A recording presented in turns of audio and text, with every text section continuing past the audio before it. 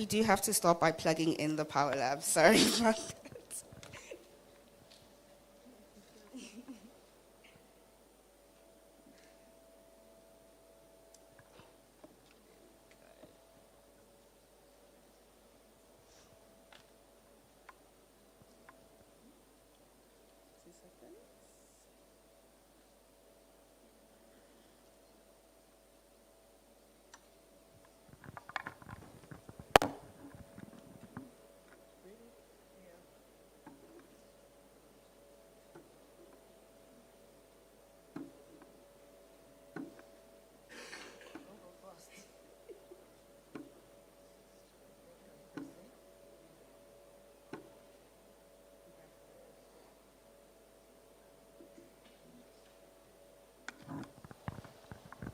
So I like to do more than the 5 records because sometimes they are a little bit of artifacts when you're getting your data. So depending on the amount of time that you have, you can then increase the amount of repetitions you would do. So now that we've gathered our data, we can go on to the analysis of this data. So the stimulus is what I was pushing with the finger pulse transducer, and the response is Naledi's response time to pressing her button. So what you would do is locate the first record, which is over here by number 1, and then we'll use the region selector. And if you're unsure what the region selector is, if it is your first time using it, LabStation, we do show where the region selector is. So we would use the region selector from the beginning of the response.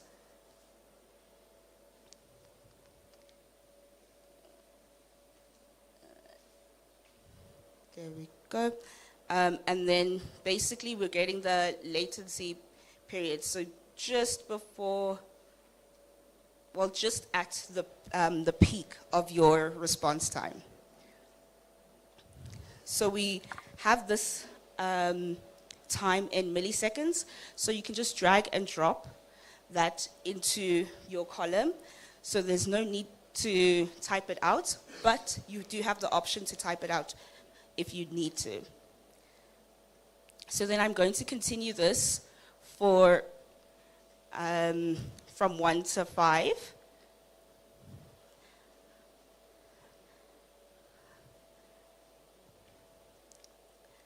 Trying to be as accurate as possible. There you go.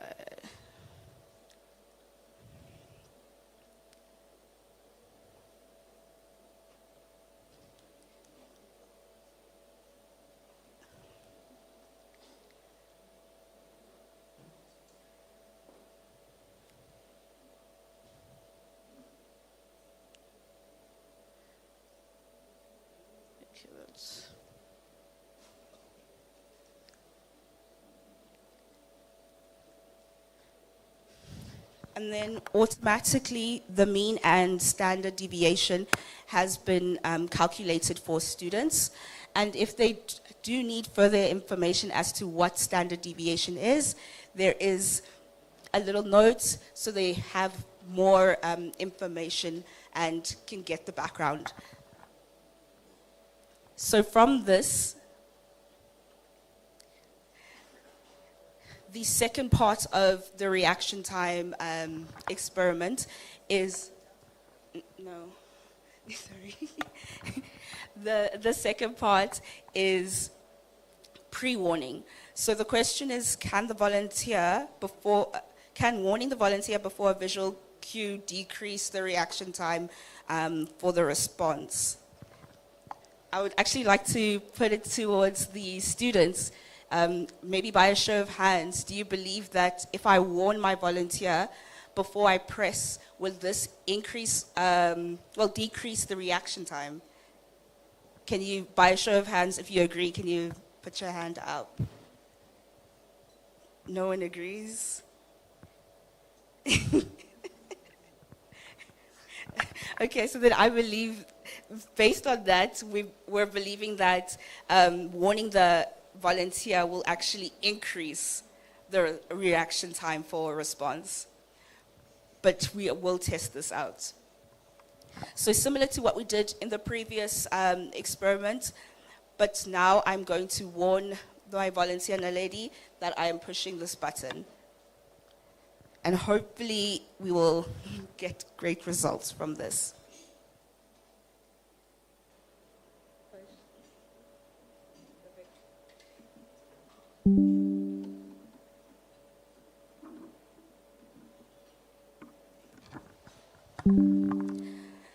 Similar process to get the results is to use your region selector and get that latency period and then input it into your table. So I will do this really quickly.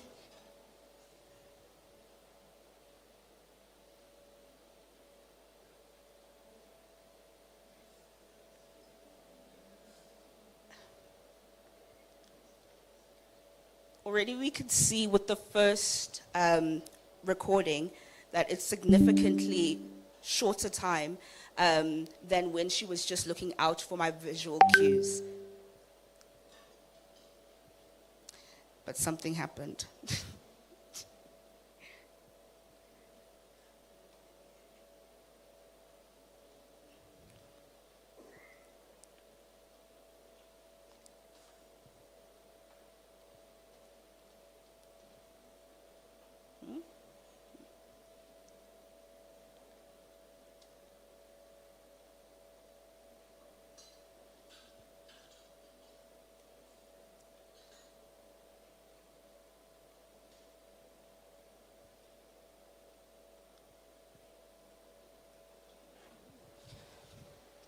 We can see and deduce from the mean and the standard deviation that there was a significant increase in her reaction time when I gave her, decrease, sorry, in her reaction time when I gave her pre-warning.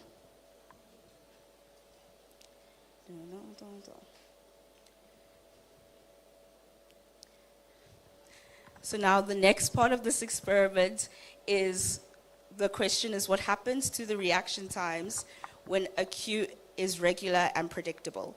So I'm going to tap the finger pulse transducer every 5 seconds, and my volunteer will then also push the red button every time they see me and would also count the 5 seconds out.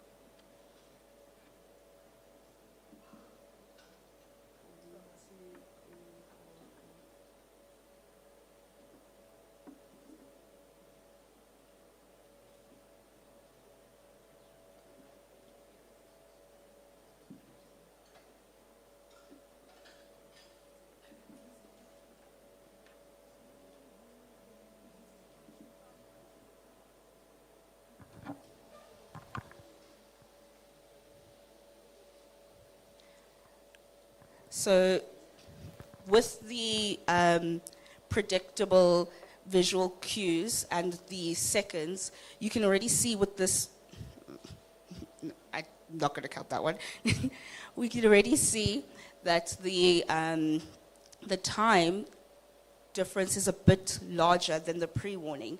And that's because I was counting in my head and she was also counting in her head. So obviously the difference of speed of counting till 5 can also put a negative effect on the time. Okay.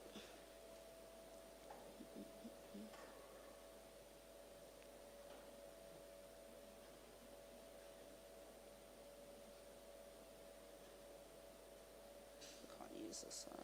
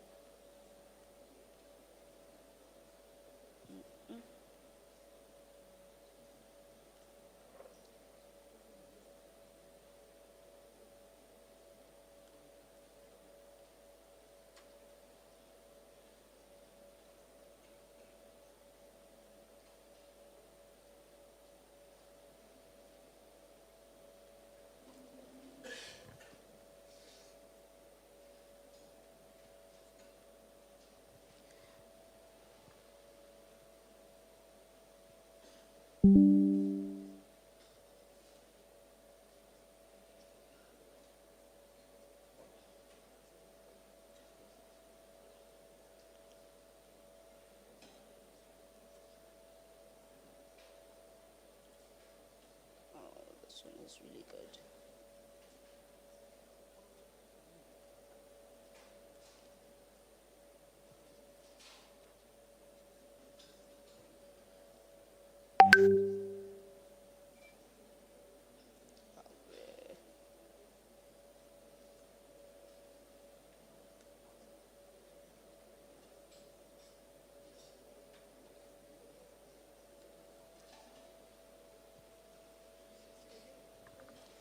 All right, so mean and standard deviation, if we're looking at the differences, so far pre-warning is in the lead of the shortest reaction time when it comes to your visual cues. I am going to skip the distraction as well as the auditory cues and go straight to your lesson report.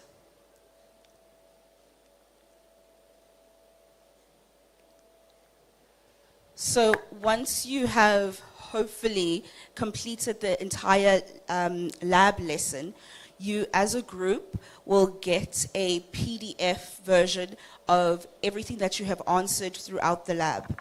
So with the withdrawal reflex challenge, they're able to get this on top of everything that we would have answered throughout the lab. These results pull through as a PDF.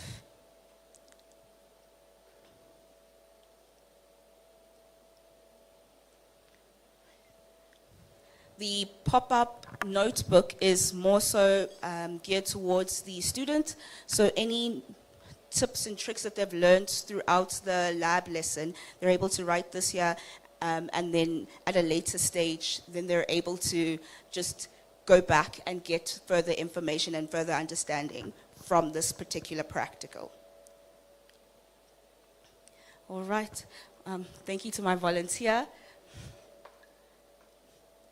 So now I will go back to our presentation, which we will go into more details about the difference between LabStation and LT.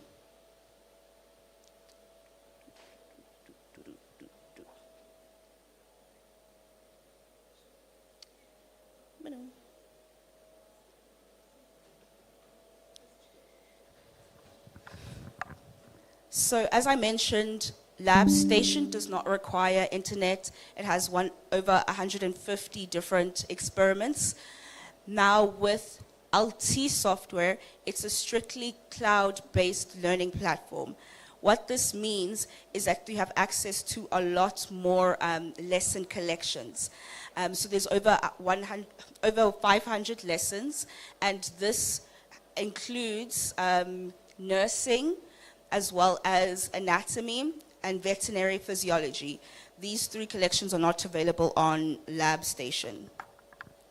So LT software is compatible with the Power Lab, but also with LT sensors. The main difference as well is that it is subscription-based.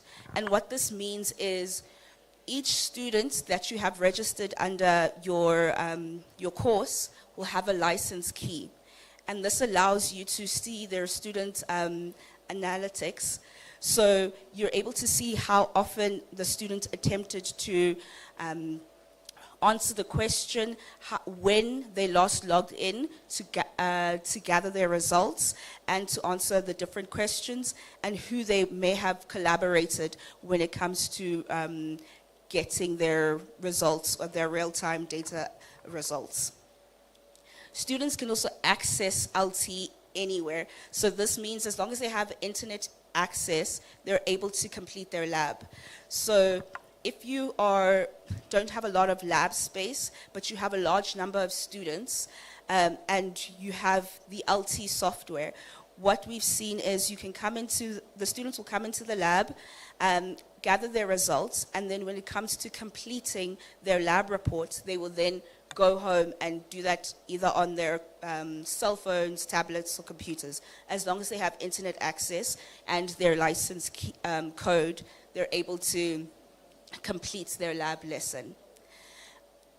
LT also has LMS integration, and what this means, it's not competing with your current LMS system, but more so filtering the information through.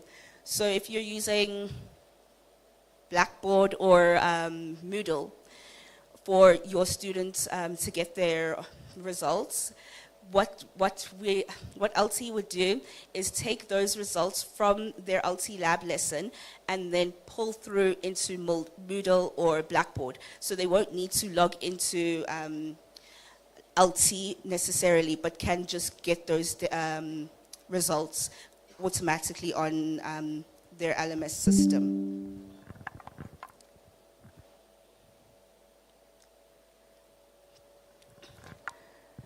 So as I mentioned, LT is compatible with the Power Lab, but also the sensors.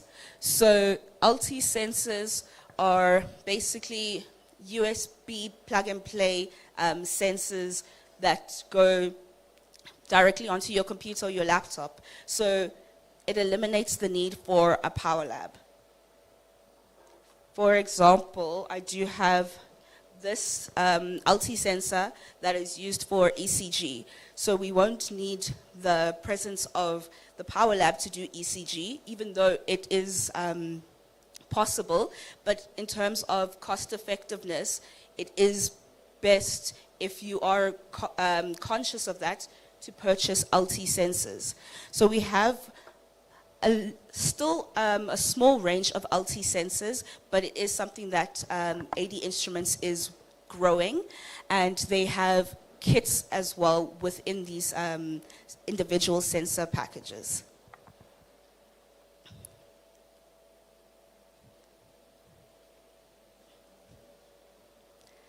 So this is quite exciting news, as I mentioned, LT has sensors. Now, well, in 2 weeks, AD Instruments is going to officially release LabStation sensors. So these sensors are compatible now with LabStation as well as LT. Previously, if you wanted to use sensors, you had to purchase LT. Now you can purchase LabStation and still use the sensors.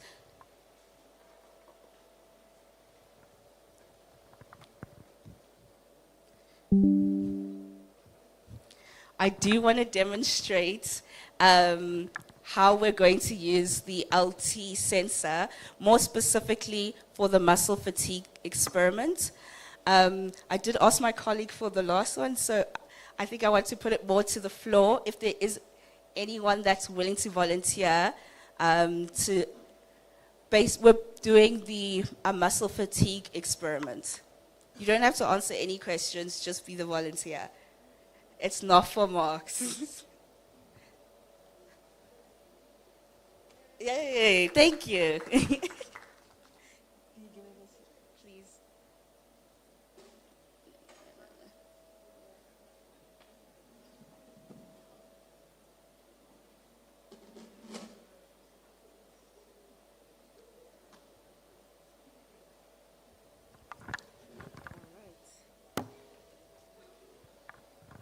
Before I do that,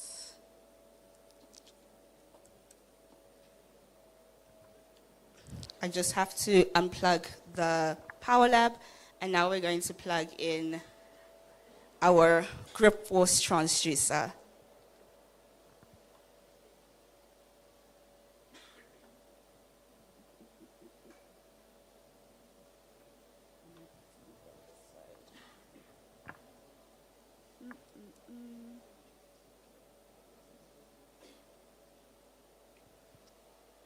I hope this won't do anything.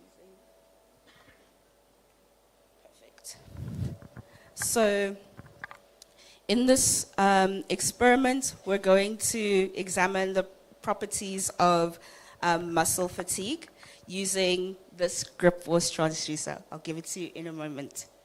So we're going to measure the decline of maximal force during sustained contraction, as well as examine some properties of muscle fatigue, as well as list the factors that contribute to muscle fatigue. But before we begin, I would like assistance to basically get a hypothesis for this experiment. So we're going to imagine you're contracting your muscles at their maximum, and then in the panel below, we will order the labels according to their effect in minimizing fatigue. So just a note, visual feedback refers to the ability to see your strength signal, and this is what we will be testing in the lab. So when it comes to your muscles and you're thinking about being the least fatigued, the three options we have is brief periods of rest, verbal encouragement, and visual feedback. By a show, I'm going to try this again. By a show of hands, do we believe that brief periods of rest will be at the far left, which refers to the least amount of fatigue in the muscle?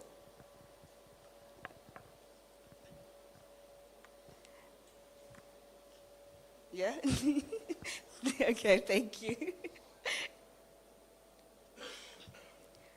And then, I guess in between, we would do verbal encouragement, and then going on to visual feedback. So the question is, what happens when we try to sustain a maximal force? So I've now connected my grip force transducer to my computer, and we're going to begin this experiment. So what I will need from you is to basically, with all your strength, and for as long as you can, you have to press the grip force transducer. I will tell you when to begin, and this is basically to calibrate, so to get the minimum and then the maximum value. Okay, so let's first put it on the table for 5 seconds undisturbed, and then I will let you know when to pick it up.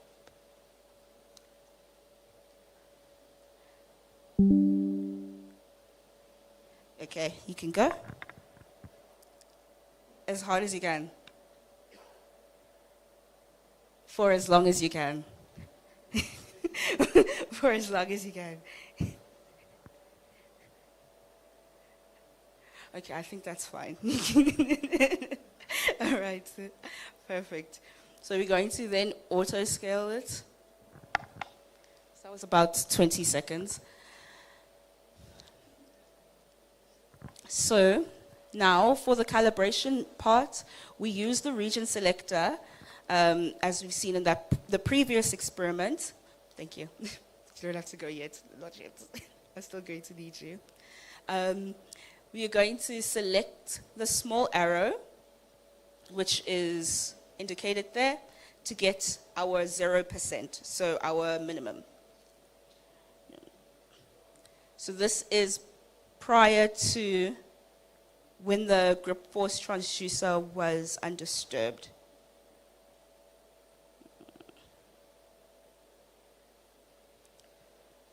And in a similar approach for the maximum, I think I'm just going to... There was a dip, but there was quite a large peak, so I will just use this value. And then this would be our 100%. And that would complete our calibration.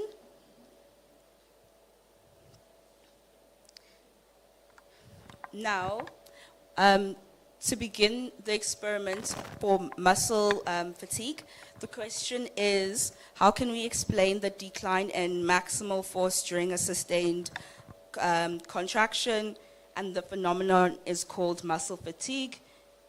You're able to get further understanding, as well as it basically answers some of the questions that could help with your hypothesis as to factors that influence muscle fatigue.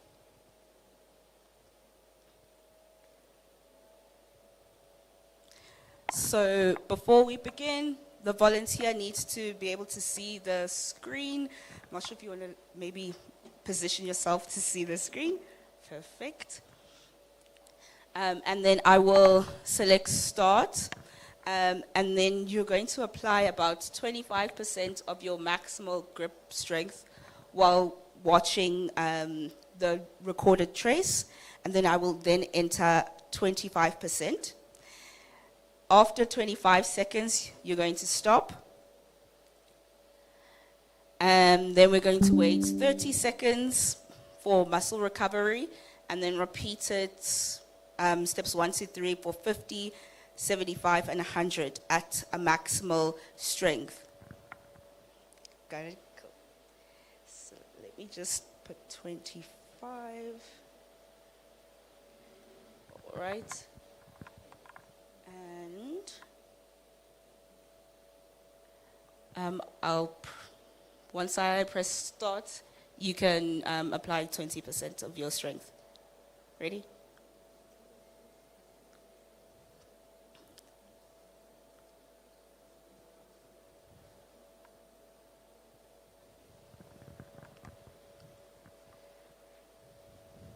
As you can see, the time is showing, so he has to keep 25% of his strength for about 25 seconds.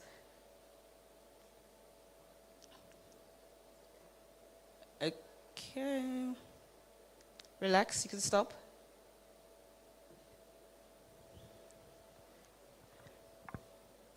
All right, and then we're going to wait 30 seconds for recovery. While that is happening, I will then input 50% on my comment section. Already you can see that our 25% baseline was established.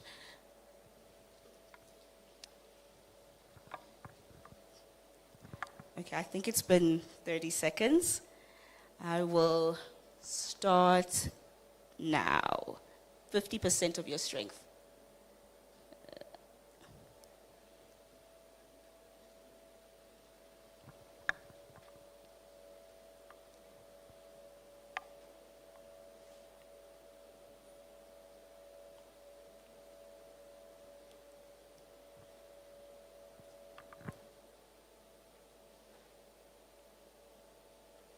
Stop.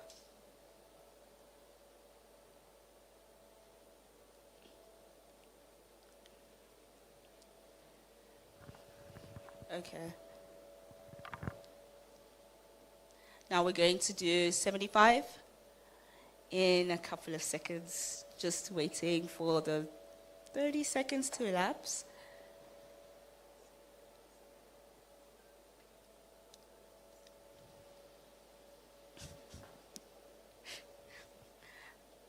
Okay, ready, start.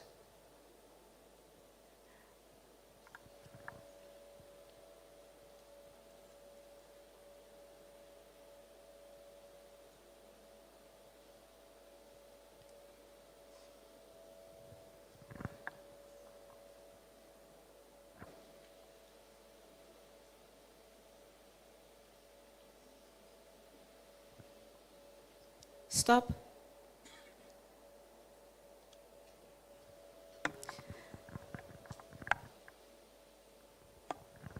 I hope you're not switching hands.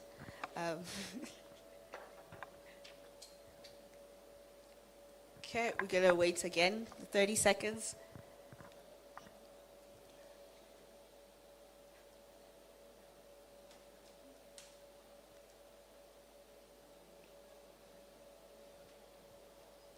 Ready? Okay, so this is going to be 100% of your grip strength that you have to maintain at least for 25 seconds. Ready, start. Oh.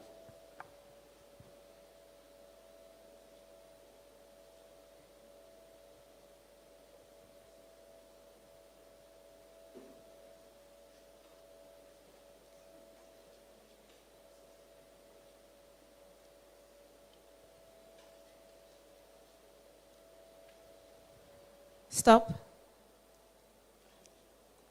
Perfect.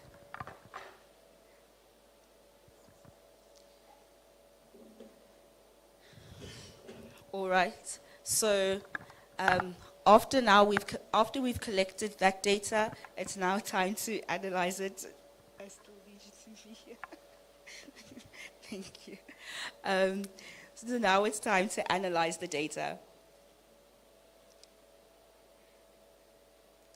So we're going to place the marker just before the baseline, so just before the increase in force. But it just wait. Wrong place. Over here.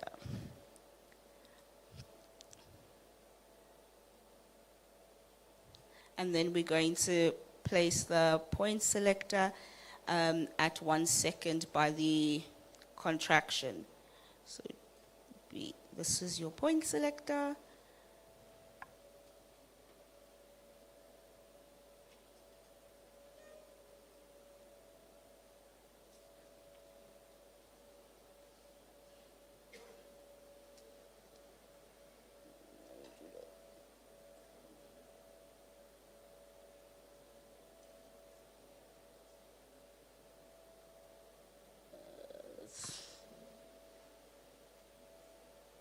Okay, we'll use this.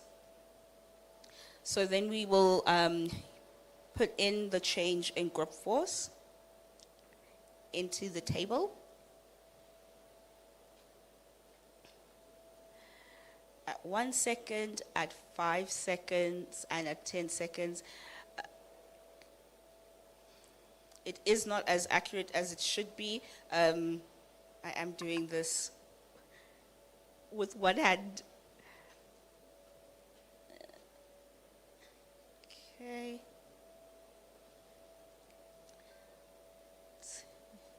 Second.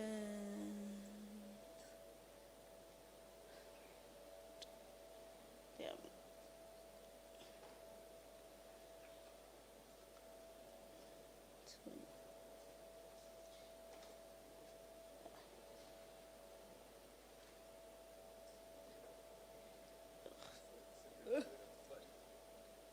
Sorry? Oh gosh, thank you.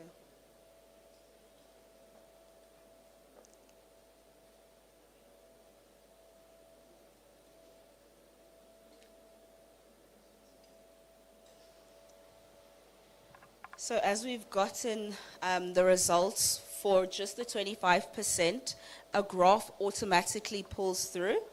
And from this, you're able to title your graph and give titles to the axes as well. So I only did the 25%. Now it's time to just check your understanding. So did the experiment help you decide which factors, which of the factors proposed to explain muscle fatigue are important? So which factors are important for muscle fatigue? That is the aim of the experiment, just to get further understanding as to what factors influence muscle fatigue.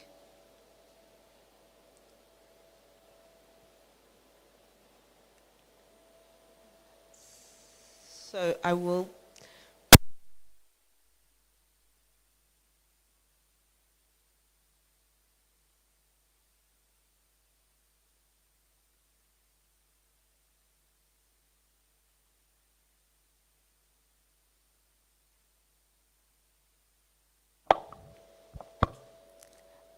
okay, perfect.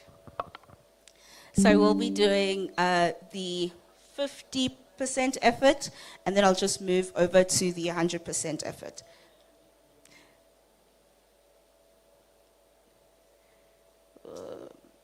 First start off with the marker at the base.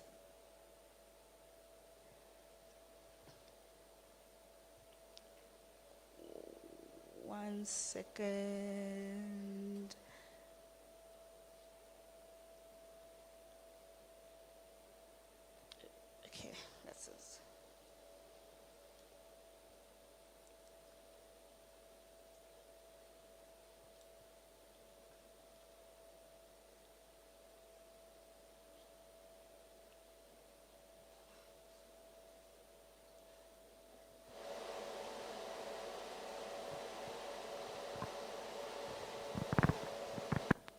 And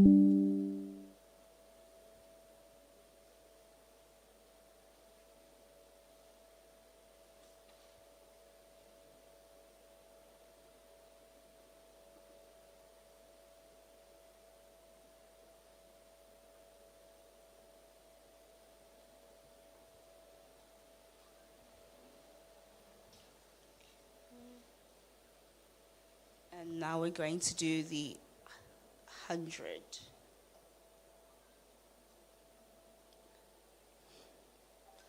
Wherever my marker is.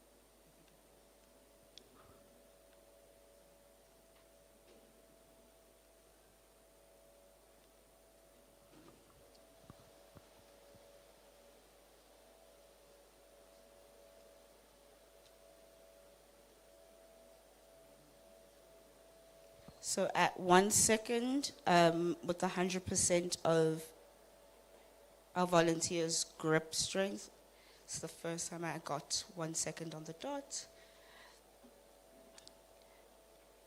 And then 5 seconds.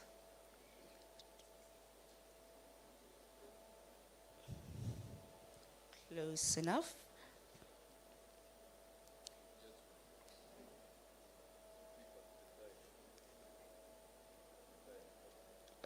Thank you. 10 seconds.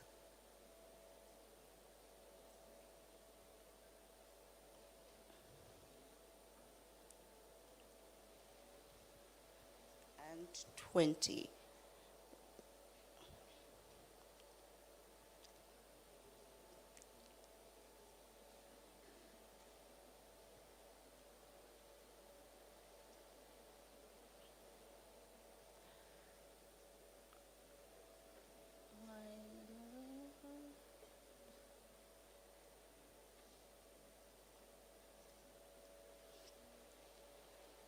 So there we have our graph. I haven't added the results that we got for 75% effort.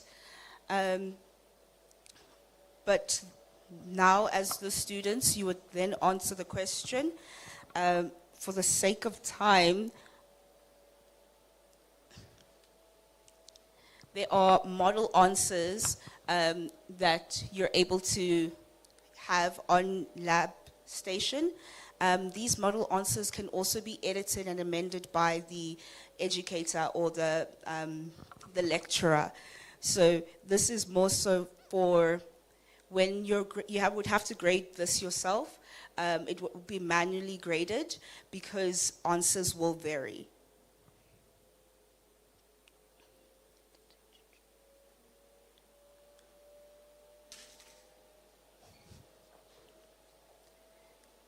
So just basically skipping all of the experiments that you can do with muscle fatigue. I just wanted to go back to our hypothesis with the summary and see if the visual feedback that we received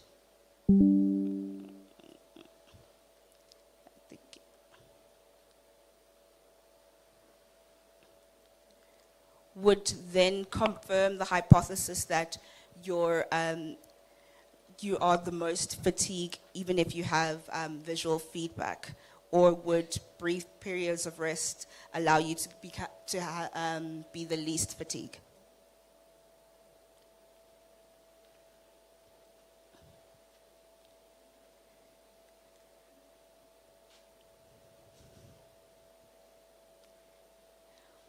All right. So Going to force with encouragement. So the question here is, can we alter the extent of muscle fatigue by verbal encouragement or brief rests? So our volunteer will now not be able to see the screen. Please turn this way. Can you see the screen? Can you see the screen? So I will select start, and you would have to basically sustain your contraction at 100% force, and I will then enter the word encouragement into the panel. After 8 to 10 seconds, or when there's been an obvious decline, we will then motivate. It would be nice if we do get some engagement to try and motivate. If we see the grip force going down, just screaming to the volunteer to try harder, without the volunteer being able to see their actual results. I will only do this twice, but thereafter we will go on to the next step, which would be the brief periods of rest.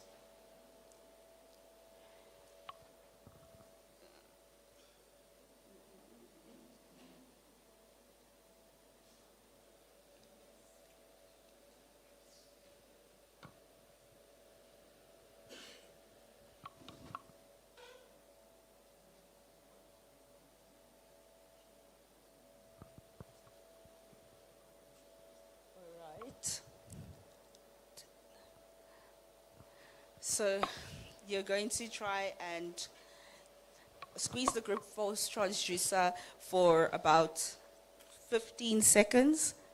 And we will try and encourage you when we do see an obvious decline in the force.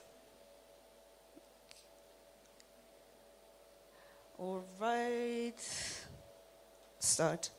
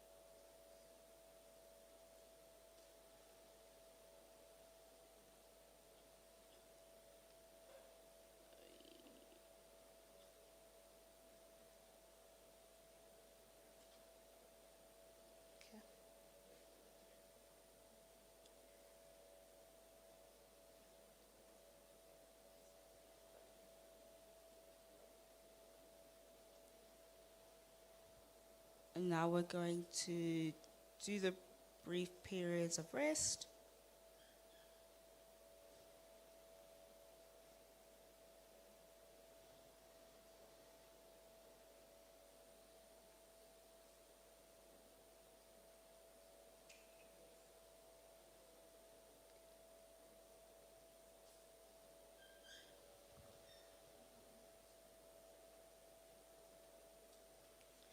So again, graphs are automatically created using LabChart as well as the LT program. All you need to do is make sure that the data that you're getting makes sense and is understandable. So we have another checkpoint, which is to check your understanding. So from the data, just using these 2 data points, do we believe that verbal encouragement, or do we believe that the brief rests limited the extent of muscle fatigue? And we would then answer according to what we believe and based on the results that we've received. So the model answer is encouragement and brief rests have been shown to limit fatigue to some extent during the sustained maximal grip force.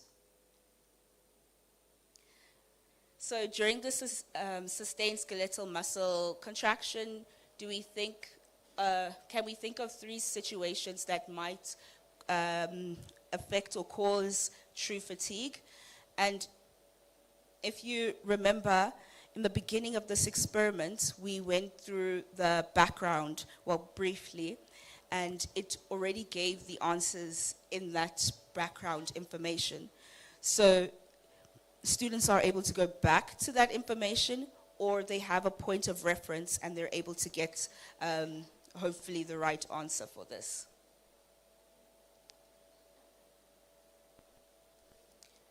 So once they have completed the lab, again, you get a PDF version of your lab report, and everything that they have answered. The summary is just to, I guess, see if your hypothesis was correct. And once, if you are happy with that, you have your PDF report. And this would be then saved as the group name, or if there are, let's say, 5 different students between group A and then group B, sometimes there's a repeat of students, then it's best to save the lesson by each student's name or student's number. And again, it's saved as a PDF, and this is something that you can print out at a later stage, or just save it onto their computers for future reference. So this is how the LT and LabStation sensors work. I did not need to use my Power Lab, and I still was able to get great results with minimal drag. Sorry. The Power Lab, didn't use it. It's the USB connected to the laptop. So there was minimal drag in the results. The advantage of using, yes, all you would need to do is switch on your switch on your LabStation and then plug in the sensor, and you're good to go to start your experiment. So you don't need the Power Lab. Thank you to my volunteer.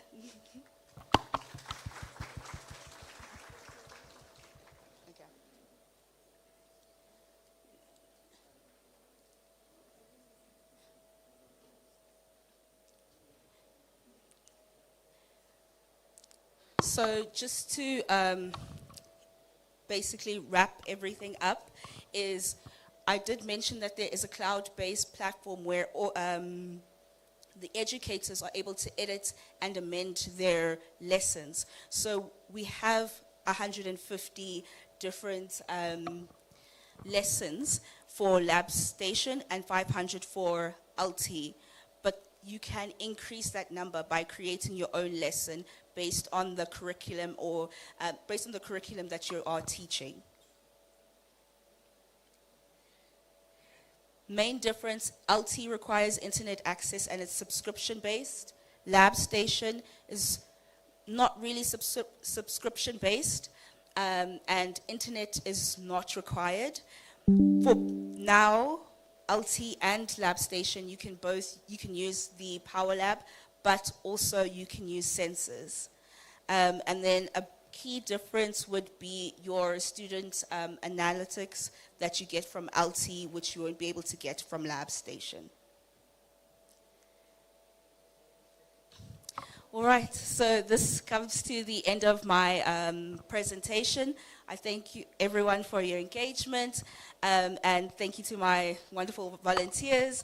And if you want further information, our contact details are at the bottom, but we also do have a stand, so we can give you more information regarding what solutions we have for teaching, but also the research aspect. Thank you.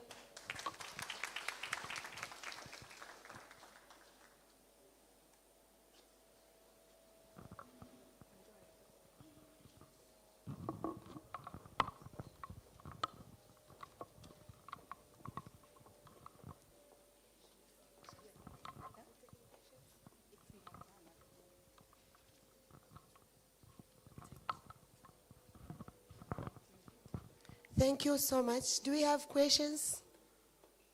Okay.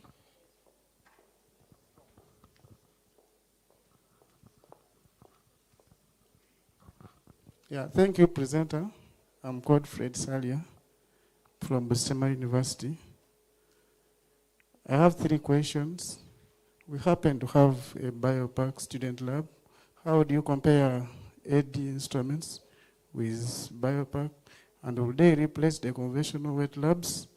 The second question, how can AD instruments be utilized for student-led research projects in physiology? And my third question, how do you assess students' competence and interpretation skills using AD-generated data?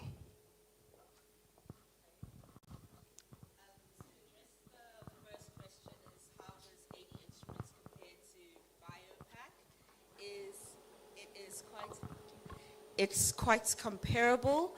The only, I would say, major difference would be the interface. So with LabStation or AD Instruments interface, it's interactive, a lot more interactive. So students are in the forefront of their lab. They're able to run a practical without or minimal intervention from the lecturer, with the aids of the videos and the further information that you receive from using your AD Instruments lab software. The second question, I can't remember, but the third question, basically what we have is case studies. So you don't have to take my word for it to say that AD Instruments is actually assisting students in learning physiology, but we have a number of different case studies from teachers not only in South Africa, but also throughout Africa that have mentioned how it has increased the student pass rate for physiology, as well as further understanding. And then we also have trials. So if you don't believe that it will work for you, we can always put this software as a trial, and you can see how it will work for your students. So that is another way just to test out.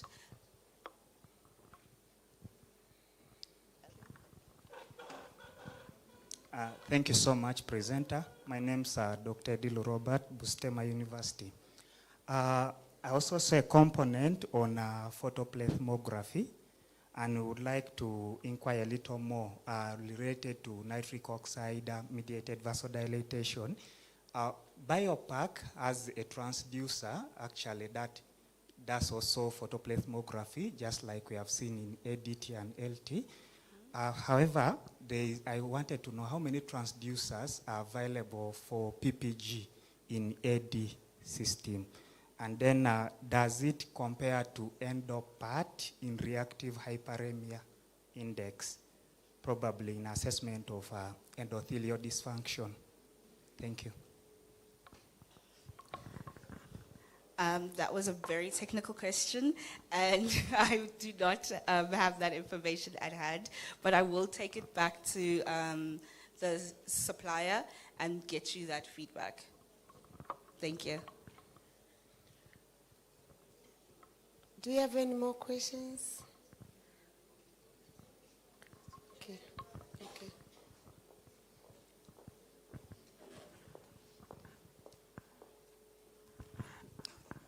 Thank you so much for your presentation. Sorry for the bad voice. It's a big revolution. I have only one question, that when we have to buy the license of LabStations, I'm being introduced to LT last ESAP, and it was very more interactive than the conventional AD and Power Lab. But when LabStations, when the license, can we install the application, how many computers that students are able to be installed in their personal laptops, or it should be only in one central lab? Okay. And thank you again for your excellent presentation. Thank you. So for LabStation, it's purely lab-based. So you would need your license per computer. So if you have, for example, 100 students and you want to have 10 stations, that would be 10 licensing for each of those computers. Students do not get access to that outside of the lab. So if they need to gather their data, they have to come into the lab. That would be, if you need students to have access outside of the lab, that would be LT. Okay.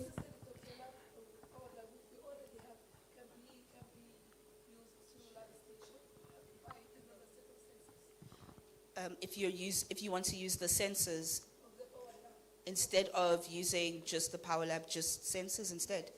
There is a slight, I guess, conversion fee for the current LabStation to the new, yes, the one that is compatible for sensors. So you would need to just pay that fee, which would be applicable to the number of LabStation softwares you already have, and then you're able to use the sensors and the Power Lab alike. The sensors are only for education. Thank you. So the last question. You know that already we know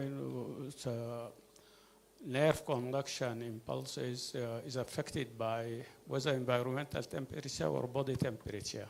This experiment, especially for reaction time, can we carry it at room temperature, or we should carry certain precautions to do it? So, to try and understand your question, you're basically asking for the reflexes and reaction time. Are we taking into consideration the temperature in the room when a student is doing that practical? I think it makes sense for you to consider doing the experiments during room temperature, because obviously there are external factors that affect reflexes and reaction times. So this would be specifically if you want to get more details or more information, make your students understand that there are different factors. You can always edit and add that into your lab lesson. So make a caution that this experiment must be carried out in these certain conditions, or even it could be a question and asking students basically what conditions could affect your reaction times and your reflexes. So yeah, it is something to consider and something that you could also add to your practical. Thank you so much for the talk demonstration. So let's give a round of applause to the presenter and another one for the volunteers. Yeah, thank you so much. So let's welcome Prof. Simiat for the next talk. All right, thank you, Laseco. We appreciate you, we appreciate ADI. Now it's active learning session. It's active learning session. Can we all stand up, please?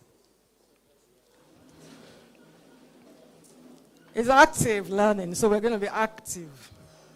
We're waiting for, yes, that's my cue. Helen, please. We need to wake up the back row, and we're going to start with you. You are all in the back row right now. Good afternoon, ladies and gentlemen. How are you feeling? Can you wave for me? Hey, that wave is like you're suffering. So we're going to do something interesting. You know chicken, we like chicken, yes? So we're going to do the chicken dance. Can you get space? Get space. We're not knocking people. Let's get some space. We're going to do the chicken dance. It's an easy dance. It can't be hard, can it? So we're going to follow the video. It starts slowly. It's starting slowly, just like the chicken. Let's go.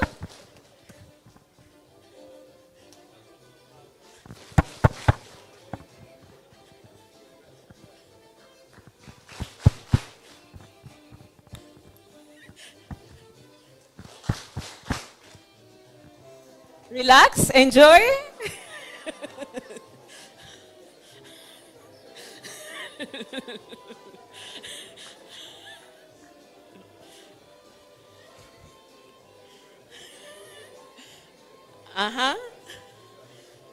We start again.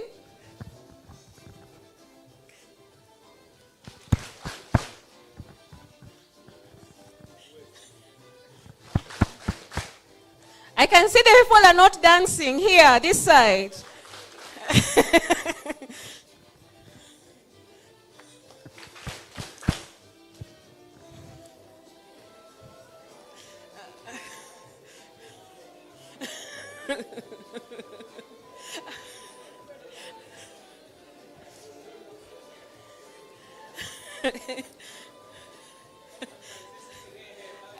Yes, you can try.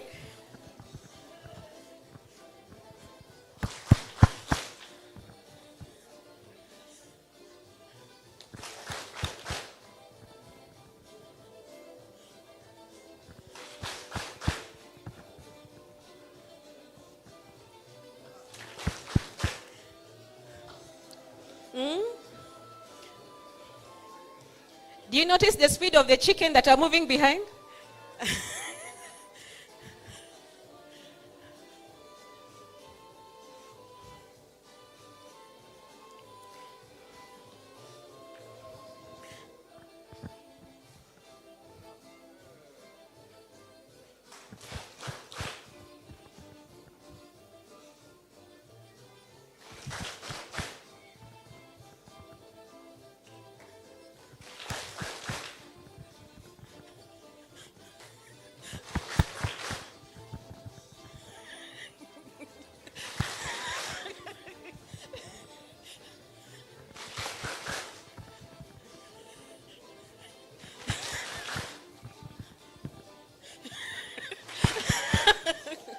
Congratulations, everyone.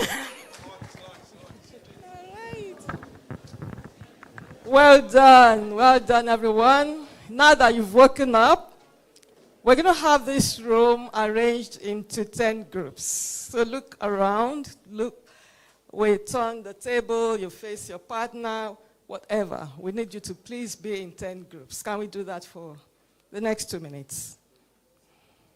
Or 5 groups, whatever you decide. But definitely we're going to be in groups, so let's go.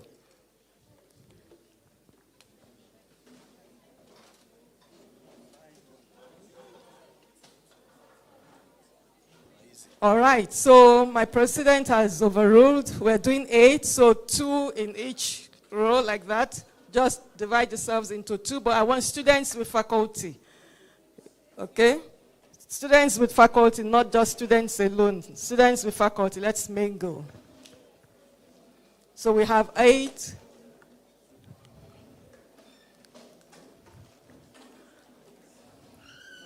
It's just to have some team activity so that we're not just sitting and guzzling information. Sorry? You will still sit. When we need you to see, you will see, but I want you to be in the group. You don't have to face backwards.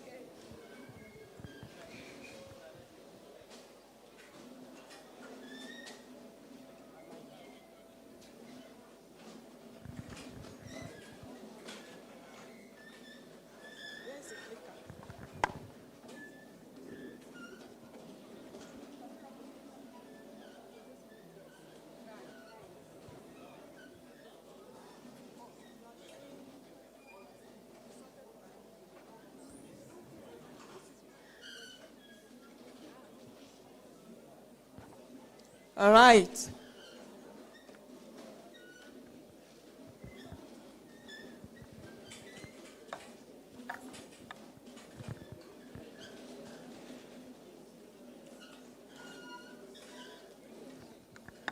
So what we want to do is to wake up the last row. You know those students who never want to participate unless you make them participate. Those ones who will always want to be at the back. Some of them sit in front, right in front of you, but still they're shying away. They don't want to actively learn anything.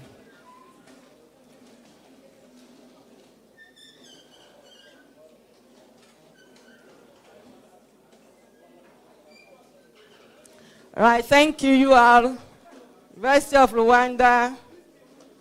University of Rwanda, we're waiting for you. Please try not to be with your colleagues only. I can see 4 or 5 people from University of Rwanda. 6 people, no, it's not going to fly. Please mix, go somewhere else. All right? Dr. Lufunka, go somewhere else. Thank you. At least I know you guys. Doctor, you may find somewhere else.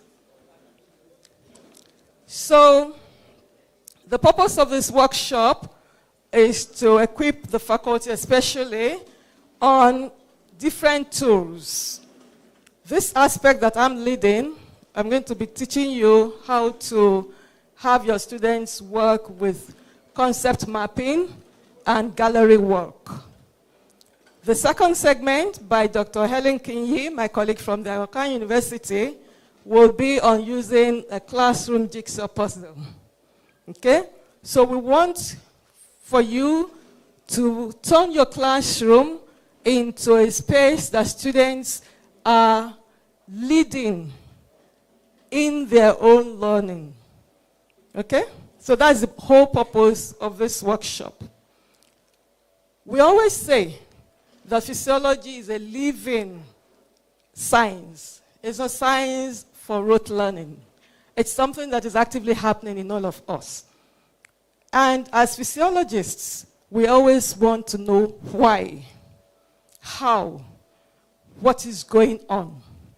Well, our focus is not on memorizing. It is in understanding the interrelationships. We know that the cells in our body interrelate with one another, become tissues, become organs, and become systems, and that's what makes us all up. So we want our students to also understand this, appreciate it, and actually enjoy learning physiology. Now, active learning, and those who've heard my talk at any point in time know that I love this slide. Tell me, and I forget. To see different scenarios. They can integrate, to see different scenarios. They can integrate what they have learned. That's the whole purpose of active learning. Now turn to the next person beside you. For 1 second or for 1 minute. What are those subjects or topics in physiology that you think your students only learn by memorization? Think about it and then pair up and discuss it for 1 minute.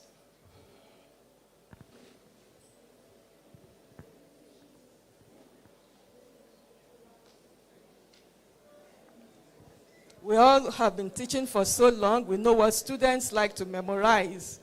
Even our students know what they memorize without understanding.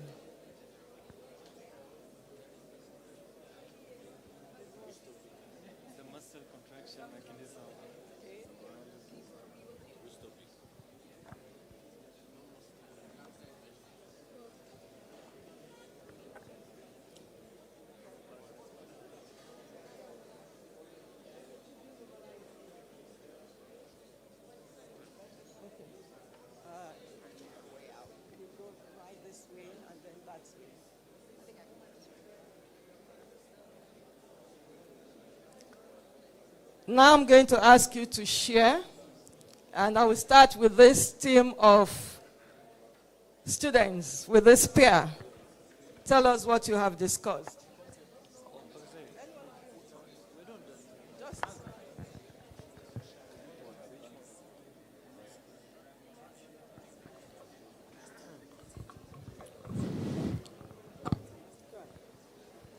Please listen. They want to share what they have discussed as a pair. Good afternoon. So one thing in physiology that it took me time to understand and still taking time to understand is muscle contraction, about skeletal muscles and smooth muscles. So that part I just crammed it, partially understood, but mostly I've crammed it. So. Thank you. So, thank you. Which university are you from? Mohas, Tanzania. All right, thank you. Let's look for somebody from the back, a pair from the back. Any pair from the back?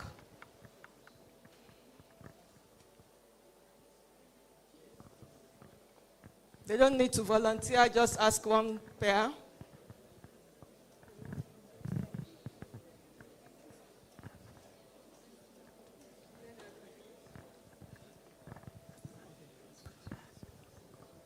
Thank you. My name is Martin from Kuas, Tanzania. We have just discussed about physiology of the renal, especially in the issues of absorption and secretions of different electrolytes in the nephron. So that is what you memorize? Yes, what I memorize actually. But yes, in that issues, most of us we're trying to claim which part of the nephron exactly the electrolytes are reabsorbed maybe or are secreted. But sometimes it's difficult for us to understand well what exactly happening, what exactly is going on that this electrolyte is absorbed or secreted, what are the cells are behind it, so what are the different mechanisms. Yeah, all right. Thank you. Thank you so much. Now let's look for faculty pair. Look for a faculty pair. I don't want volunteers. We are trying to wake up those who would never volunteer.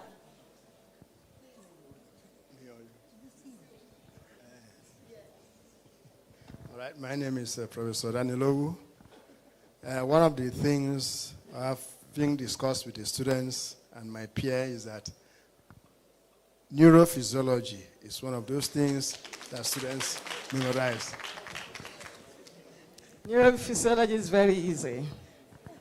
So don't clap. Don't be fazed by it. Don't be scared of it. Good afternoon to you all. Mugabe Abdullah Fawaz from IUIU. And among the things in physiology and any other discipline in medicine that are to be crammed, these are the pre-named things, such as anatomy, structures of most of the things. So you end up having to cram the foramen of Lushka. That is the foramen of Lushka, okay? Or names of the cranial nerves as they are. So, and also some enzymes, for example, hormonal synthesis, where you have to go by the pathway. Enzyme per enzyme, yeah, like how it is. All right, thank you. Thank you very much. So what you just did is called think, pair, share. It's an active learning technique. You can use it in class. When you are introducing a new topic, students, you ask them to think about it, they share, they discuss, and then they share. So this is one technique. It wakes them up, makes them want to participate, all right? because then you can ask, you've already told everybody to do it, and you can ask anybody. Just as I kept saying, I didn't want the volunteers. I want the people who are not volunteering, so you can use that as a technique. It's just an added on. So where we are going today for this aspect is concept mapping. All right? Concept mapping. It is a tool that allows you to visually represent concepts. You'll be surprised how easy these things that you think you need to cram become when you organize them into a concept map. All right? And that's why we are doing this today. Concept mapping is not a mind map. We're looking at the concepts that are involved in whatever topic. The students have mentioned some. We have also mentioned some. And we're going to practice, bringing out those concepts and seeing how they map, how they relate, how they contribute to the main topic. One of the advantages, as you'll see in the diagram that I have put there, is that it gives a visual landscape of whatever topic you're looking at. And each point is representing an important aspect of the concepts that are involved. And what we just do is to relate them to one another, linking them with phrases. It's not an essay, okay? You don't want it to be cluttered. You just want to bring out relationships. And it is not hierarchical. It's not this leads to this leads to that. First, bring out the concepts. How are they related to the center? Then, what are the sub-concepts? Those, then, you can make hierarchical. This leads to this, to that. By the time you walk through a difficult topic using a concept map, it becomes easier. You're able to see those things that you feel you should be cramming, because now you understand them. You understand how they're contributing to this main topic, okay? And therefore, you will not need to cram, because you would understand and appreciate them more.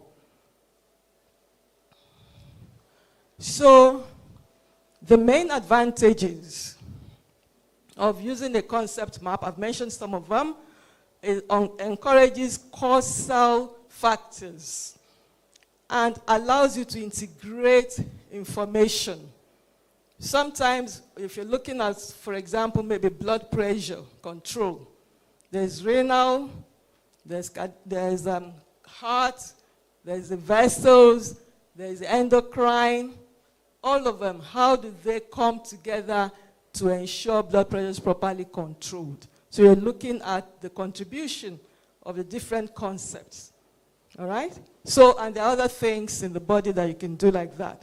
And it allows you to easily see whatever misconception you previously had on whatever topic it is.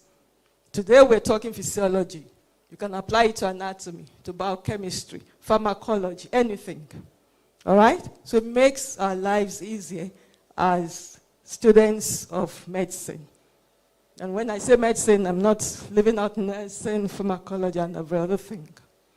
So it enhances meaningful learning, critical thinking, because the teacher is not going to tell you, this is how this is related. You will work it out as a student. This is what you expect your students to do. Helps them with the critical thinking, with clinical reasoning skills. Okay? Somebody has acidosis. What type of acidosis? How will it be corrected? They can work it out using a concept map. Students can also use it in the self-directed learning. As I said earlier, active learning is student-centered. So they can use it as a group. They can use it even as individuals, this concept mapping tool. And it really helps them. Okay? And One other thing, especially in institutions where we are big on group learning, and I hope you all are, just as we've arranged ourselves to work as a group, it enhances collaboration. Students learn to listen to one another. You cannot always be the one who knows everything. So there is professional collaboration, because also sometimes you mix them with students from other disciplines. So they're able to learn from one another, they learn leadership roles, they learn all these other soft skills through just this tool of concept mapping. So typically, what you do, you've given them the topic, they identify the central concept. If they are using a board or a digital canvas, they put that in the center. Then now brainstorm amongst themselves, identify the concepts that are contributing to that central topic. Okay? Then they map those and then start identifying the sub-concepts and viewing the relationship.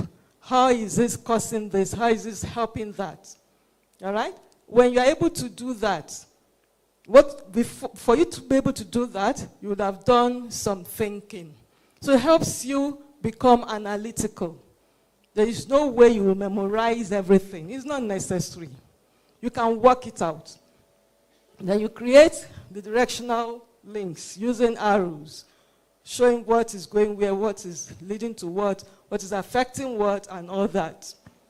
And then you refine, you look at it, refine. If you need to add more layers, you need to add sub-concepts, whatever it is, you keep doing. It must be clear to somebody who does not have your knowledge or expertise. They should be able to understand what you're trying to depict. So it's not modeled up. It's not modeled up. You're not bringing every knowledge that you have of renal system, neural system. You're only looking at a particular concept at a time. All right? And then review, refine, you keep it concise, you share with others in what is called a gallery walk, which is the second part of this presentation, which you will do after you have done the exercise. So, if you send forward a member from your team to pick up the board, we can get started. Please, per team, pick up a board.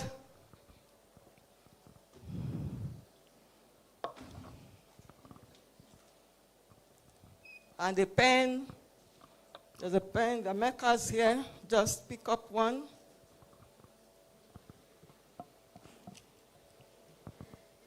Just pick one.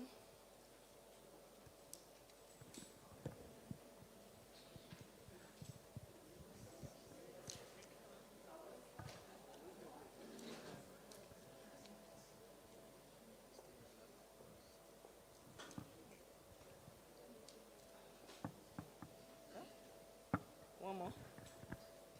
One more. No, one more. Do we all have boards in our group now? Yes? You have a board? Take. All right, so there are 5 topics on the board. Let's give ourselves group numbers. Let's start from there. That's group 1. Group 1. Dr. Aime, that's group 1. Can you tell me which topic you want? Pick one topic. Pick number 5. Generation and propagation of action potential. Very good. No, group 2. Group 2, pick one. Group 2 is picking cardiac output during exercise. Group 3, regulation of glomerular filtration rate. Group 4, glucose homeostasis. Now we go back. Group 5, pick a topic. Group 5, oh, I'm sorry. Group 5, what are you picking?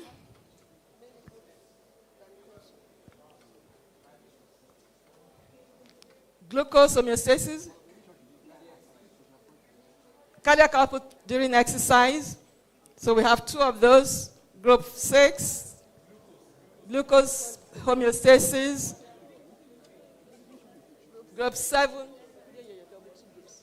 Group 7, what are you picking? Regulation of ventilation. Regulation of ventilation. Ventilation? Yes. All right. And group 8? 5. Generation of and propagation of action potential. Didn't we have another group picking propagation of action potential yet? Yes. Okay, so 1 and 8. Yeah. All right, so you have 10 minutes to do this exercise. That's the activity guide. Remember what we said. You are not writing an essay. You want to create a concept map. You must first brainstorm, agree on the important concepts.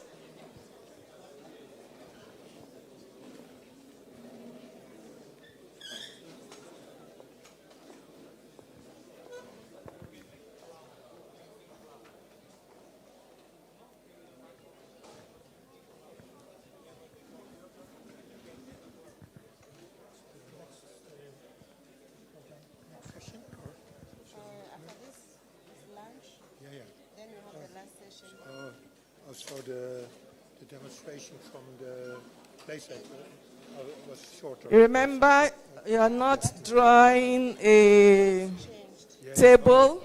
It's not a table. Okay. It's also not a row of information. It is a map. Was it sent today? Yes, I think so.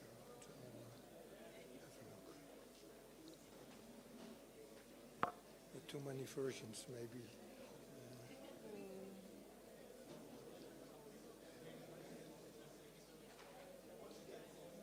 This is the final one.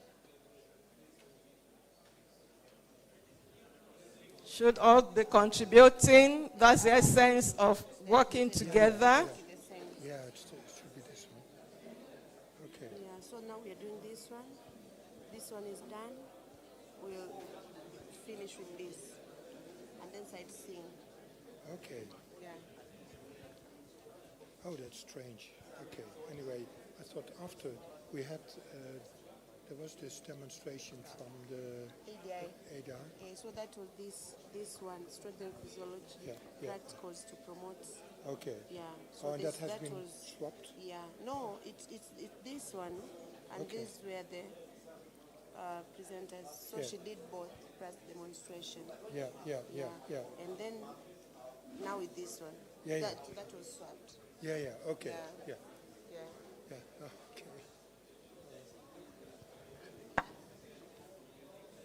Has just started, or it was busy? This is for seniors. This waking up the back row. And when did it start? It has just started. Okay. Yeah. I think they're in maybe the second teaching method. Yeah, the first one was that's ask, pair, and share. Okay. Yeah, with the groups now they have been given topics to discuss, and they will present after 10 minutes. Yes.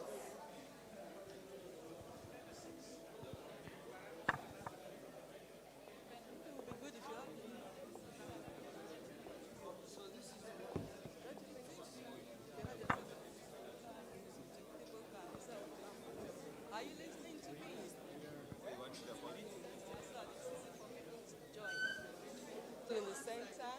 It's easy if you have a table in the center and the person writing is there.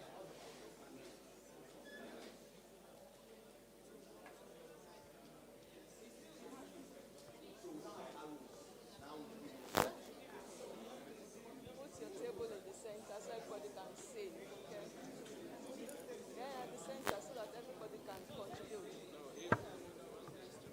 It is not a one-man show. It is collaborative group effort. Not just you. Not just you.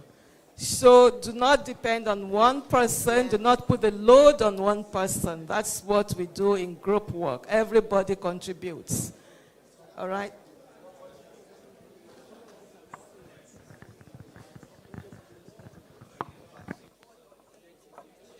Okay, put the board on the chair and face it so everybody can see.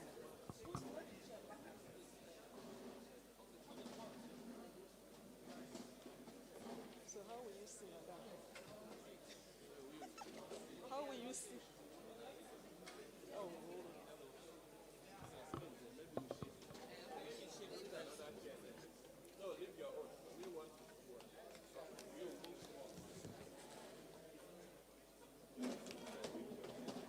Put this in the center.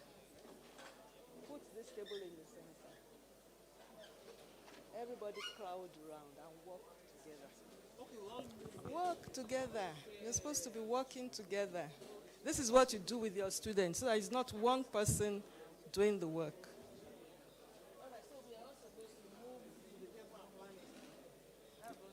Yes, because today you are the students.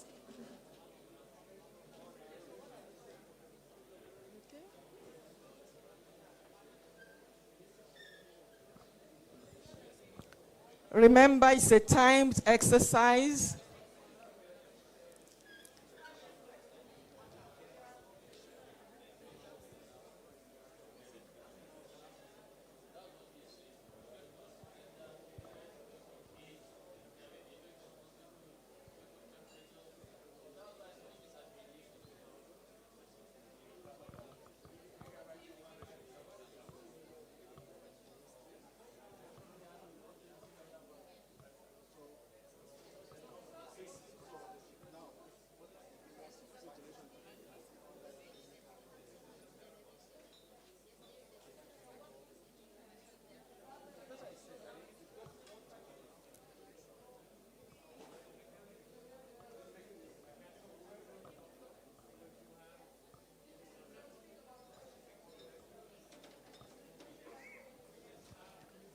Tell me how you're able to see what is going on.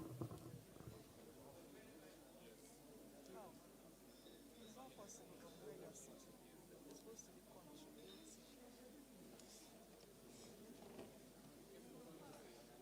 Can you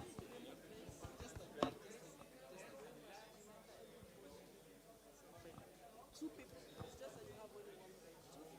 Two people can map at the same time. Having agreed on what you want to do. We're just limited because you have one. Are we together?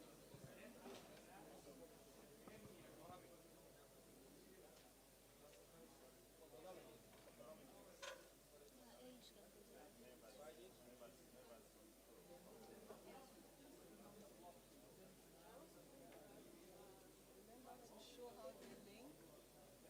Because there's no link on your board right now. Remember you have to show how they link. Underline.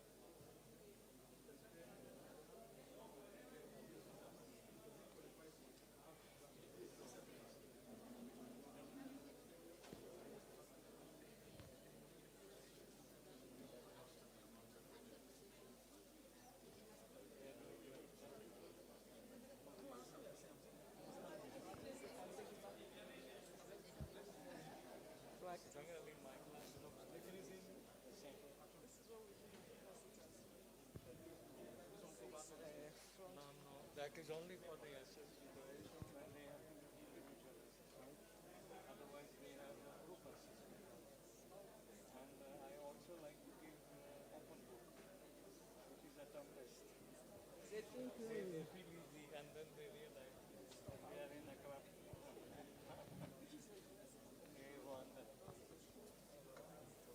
I use Click Classroom a lot and I modify it. I give everything, all the material, audio picture, so they read only.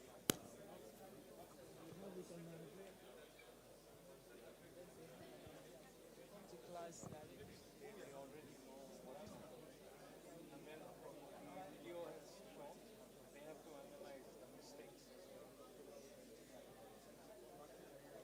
Once they because they have to reason it why, what can be better, or what is good as well. Because the end has to be, or whenever we have to decide, they tell both.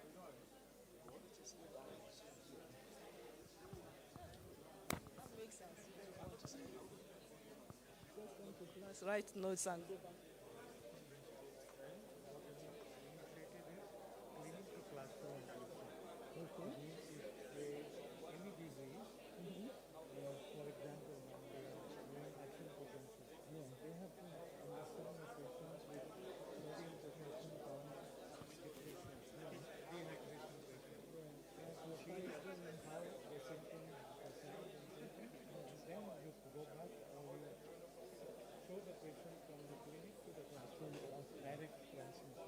Of course, we write.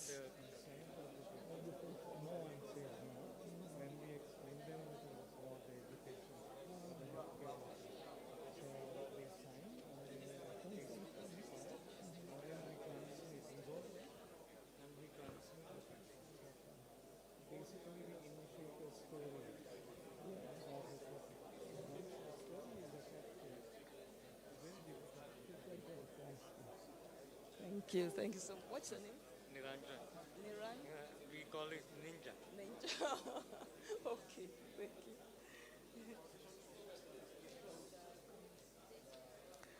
All right, 3 minutes left.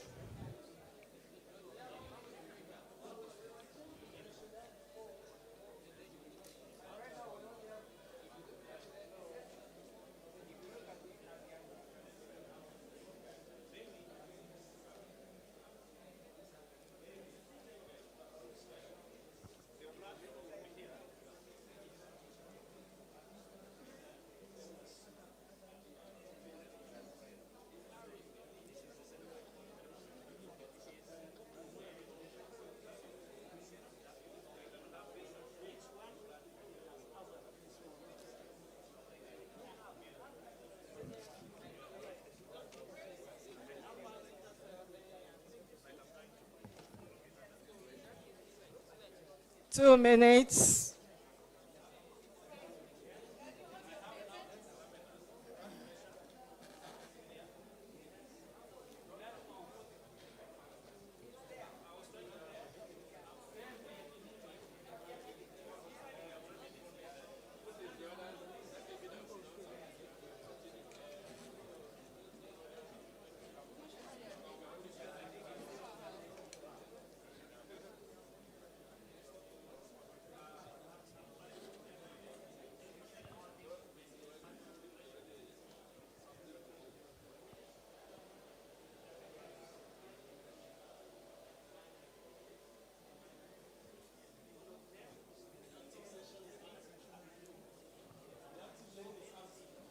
Everybody's interested. All the professors. So I think our workshop was changed. Change the group, but keep the same. Yeah, but you can change it. You can even maintain them, they get the harmony already. The arrangement, the people. Let them take it. 2 minutes.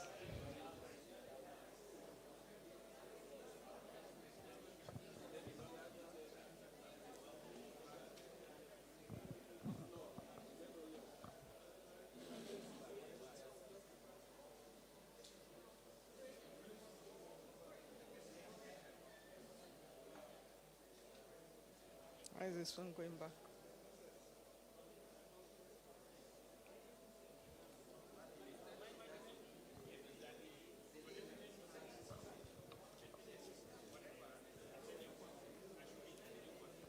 One minute.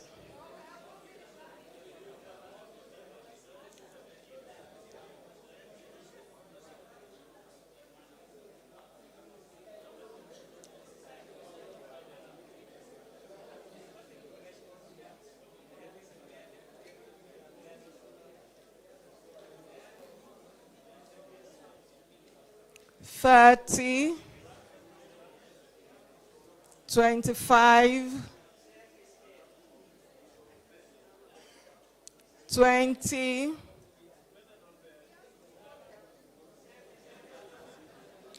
15, 10,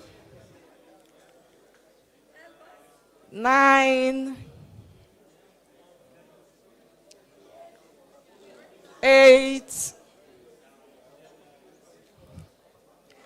7, 6,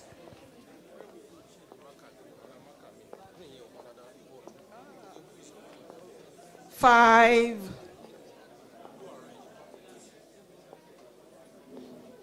4, 3, 2, 1, 0. Thank you. Let's clap for ourselves. So typically, if you are using a concept map, especially if you are using it for the first time, it is not essentially for grading. Okay, it's low stakes. It's for them to work out their misconceptions, for you also to see and be able to guide them. All right? If the relationships are not showing very well, this is where to guide them. If they have said an increase in oxygen concentration would cause da-da-da, and you know it is wrong, that is how it becomes easier for you to see on a concept map and to correct it for them. Now, having gone through this exercise, I'll go to group 8. Group 8. What was the challenge that you faced? One challenge that you faced, looking back as a group. We're still going to look at the concept maps. Don't put them away. But we want to say, was there any challenge, group 8?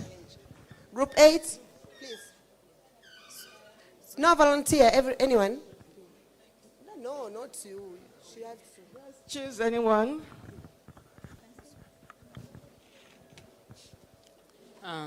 I'm Jonas Amanya, Bustema University. Group 8, the challenges is, as a concept, we took the topic of generation and propagation of an action potential.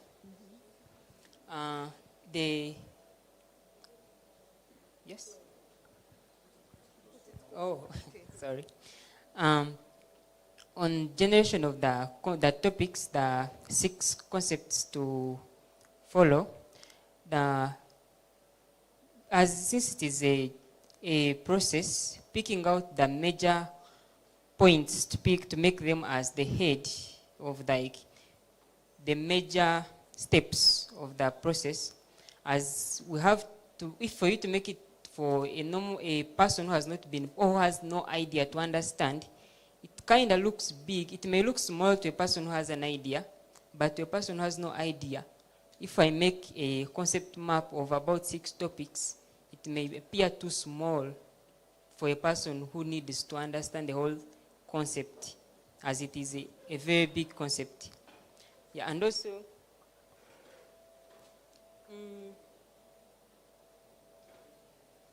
I think that's the major challenge we have. All right, good. Group, thank you, group 8. Where is the other group that worked on propagation? Generational propagation of action. Group 1, yes. What was easy for you to do in this exercise? Group 1. You already have the mic, use it. Okay. All right. Okay. Okay, I have been hijacked. Hi. What was easy? My name is Leila Chiseka. I come from Islamic University in Uganda. Well, we chose propagation of action potential, and the topic was generation and propagation of action potential. So, well, our diagram has still the very particular things that you might not miss out while you're reading this topic. we began from the definition of what action potential is. I'm sorry, I need to stop you. What was easy in you generating this concept map? In the process, not in this topic. What was easy? What came easy to you as a group? That was during the diagram of action potential. Does that answer the question? Any other thing that was easy for you to do, that made it easier for you to understand the concept? The contributions from the different members of the groups. What is All right. important? So it was collaborative. Yes, please. Thank you. Oh, thank you. Bye. So what we're trying to do is for you to actually identify or understand the power of this tool. Brings people together, helps you work together, and you contribute your ideas. Nobody should be dominating the group. Students tend to be of different personality. There are those whose voice must always be heard. And there are those who are very good, but they are very timid. So when you pair them or you group them together, you have to identify those students that need to be helped to be more vocal so that their voices can also be heard. You ensure that every student in your classroom knows that they are important as well. All right? So in working together, that helps them. All right? So now we will look at the concept maps as they stand right now. I know they're not finished. All right? They're not finished. But typically, you've given enough time. Usually, if you are in a center that dotes on student-directed learning, you would have given them the information for the class beforehand. So they come at least reasonably with some information on what could happen in the class. All right? And then maybe you've introduced a topic, and then you say, do a concept map on what you understand on this aspect. So like the team 8 that said, it's such a huge topic. You're not likely to give one group generation and propagation. Maybe one group generation, one group propagation. So you break it up into the different number of student groups that you have. And each group is looking at different things. Okay? So that the concepts can show easily and they're not crowded. Having done that, there's no point doing a concept map and keeping it under your desk. The next thing is to do a gallery walk. Okay? This is where you showcase what you have done. Sometimes if you've used physical platforms like we've done in this class, it depends on what you have access to. If you've used a flip chart, they can actually take a picture and put it on your laptop or on their laptop and present it. Sometimes we have them put them around the room, and then the entire class can go around the room. That's a gallery walk. So you display what you have done from your collaborative exercise. People can criticize, they can ask questions, they can comment, they can learn from you. And each group would explain their concepts to them. So right there, you have some that our students had done and which were pasted around the room. Okay? So as they're walking around the room, they're also discussing with one another. Can you see? Do you understand? Can you explain this to me? So they are forming more teams. Because now they're coming from the different groups to look at what other groups have done. Are we together? Yes. Then, the other thing you can do, if you have used digital platforms, you can also just present it instead of putting it around the room. Okay? So the important thing is they are presenting it to their colleagues, and they're all learning from the different topics that the different groups have done. Now, I said earlier that concept mapping is more of a formative exercise. You don't have to grade it. But sometimes you may want to grade it because you know that students will not put in their best effort when you have not attached scores. Am I right or am I right? You are right. So you may then decide to create a rubric to determine what you're going to be marking. And it doesn't have to be this. This is just a sample. Okay? So some groups will have a very artistic individuals who can create lovely diagrams, but the concepts may be wrong. The relationships may be wrong. The organization may be wrong. So it is your job to look at that if you are going to be awarding marks. We also look at clarity and creativity, of course. But the important thing that you're interested in is the physiology concept, the accuracy of the information that they have produced. Even going around this room, I've seen at least 2 groups with very artistic concept maps, and I've seen some groups made up of eggheads who have struggled. And I won't mention them, but they know themselves. They have struggled because they didn't have those very artistic youngsters on their table, and I want them. So, it happens in real life. This is just a workshop, but even in real life, you do not penalize that group because they don't have artistic individuals. That is not the purpose. The purpose is the context accuracy, for them to reason out how does this relate to that, and how are they all related to the whole concept. Are we together? So, these are just some, and like I said, you can use it for any topic. Golgi complex, smooth endoplasmic reticulum, acidification of urine, anything. Trust the students that we have today. They will tease out those concepts. You just need to trust them. Okay. All right? They will tease out those concepts working together. It won't always be perfect, but it will help them understand what you are laboring to teach them. Okay?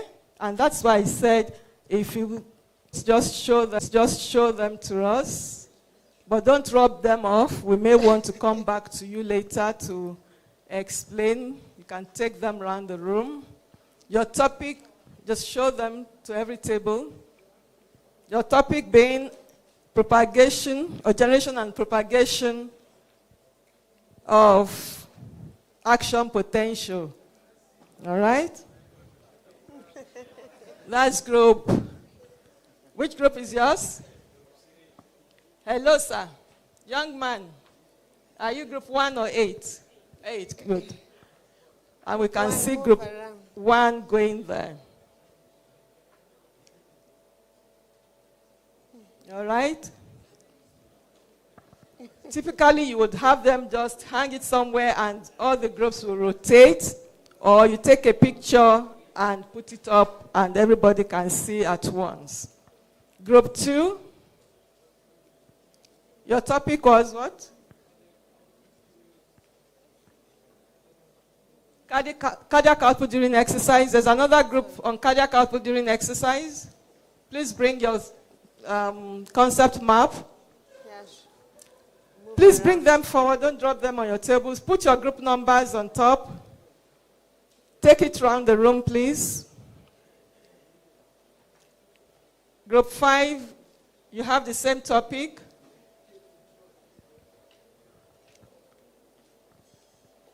So usually we're not taking it around the room in a classroom. It's either on the wall and everybody goes there, or you are projecting it on the board and everybody can see at the same time.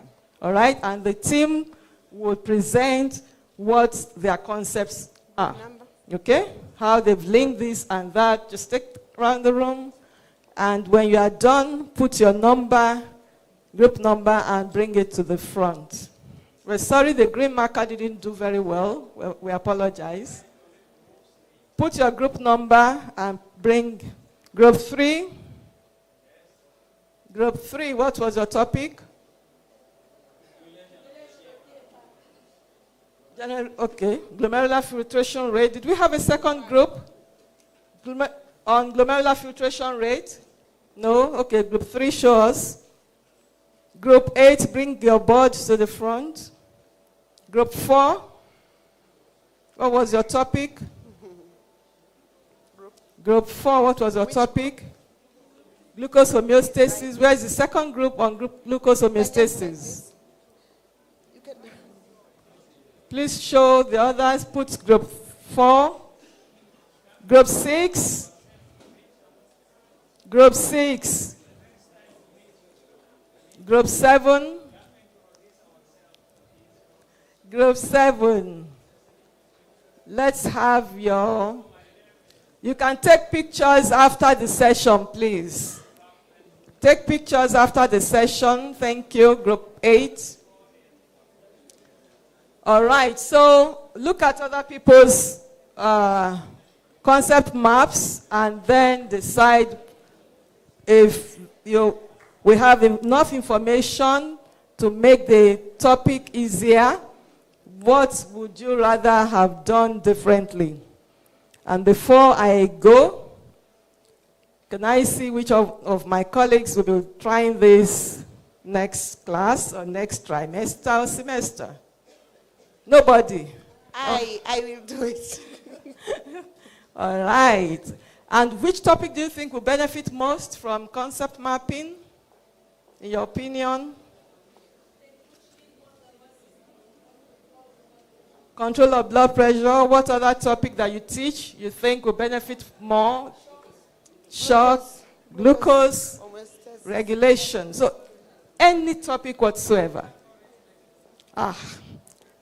Counter-current mechanism, the big one. Anything whatsoever can be reduced to simpler understanding for the students. All right? So you've decided to try it, start small. Use clear focus questions, emphasize the links, and normalize messy maps. Messy in quotes, because everything depends on how you reason it out. How I see it may be different, but the group does have to agree. All right? Thank you very much. If you'd like to take...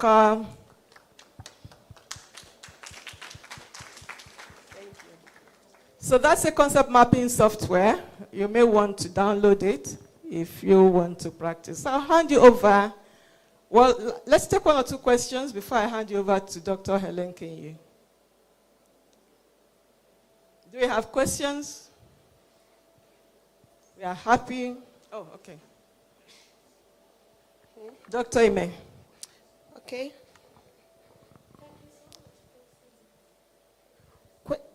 Who is asking?